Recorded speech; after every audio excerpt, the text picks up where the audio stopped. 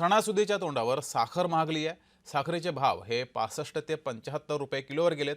श्रावण महिना त्यानंतरचा गणेशोत्सव अशा सणासुदीला साखरेचे भाव वाढल्यानं सामान्यांच्या किचन बजेटवर ताण येण्याची शक्यता आहे। पाहूया स्पेशल रिपोर्ट।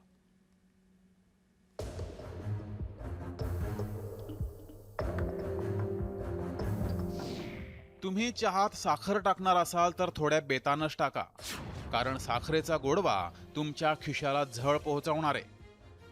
काल परवा 40 ते 45 रुपये किलो दराने मिळणारी साखर आता थेट 75 रुपये किलोच्या घरात गेली आहे।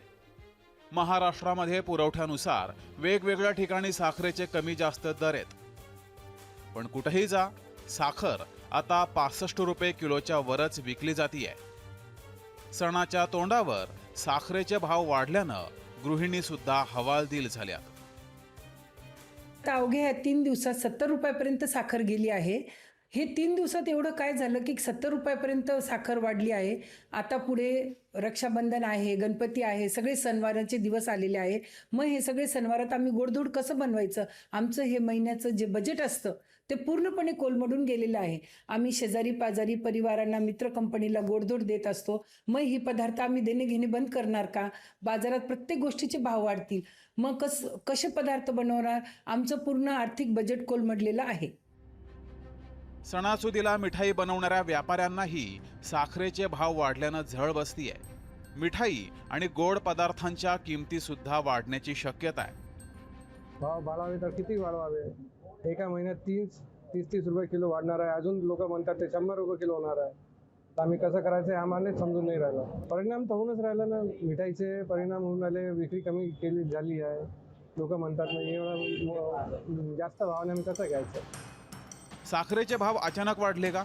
तर नाहीत। साखरेचे भाव वाढण्यामागं काही कारणं असल्याचं सांगितलं जात आहे। इथेनॉल निर्मितीला कारखान्याने दिलेलं प्राधान्य, सणासुदीच्या काळात साखरेची प्रचंड मागणी, साखरेचा कमी साठा आणि उत्पादन खर्चात वाढ ही कारणं सांगितली जात आहेत। साखरेची मागणी जास्त आणि पुरवठा कमी असल्यानं साखरेचे भाव वाढल्याचं सांगितलं जात आहे।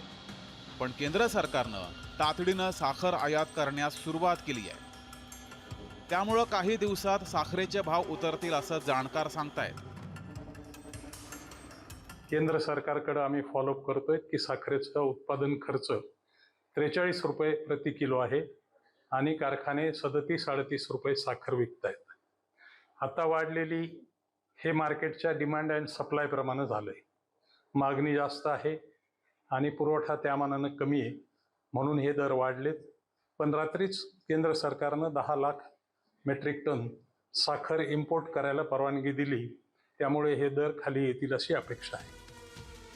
साखरेच्या भावात झालेली वाढ ही अचानक असली तरी त्याचा अंदाज सरकारला आधीच आला होता, पण तरीही साखरेची भाववाढ सरकारला रोखता आलेली नाहीये।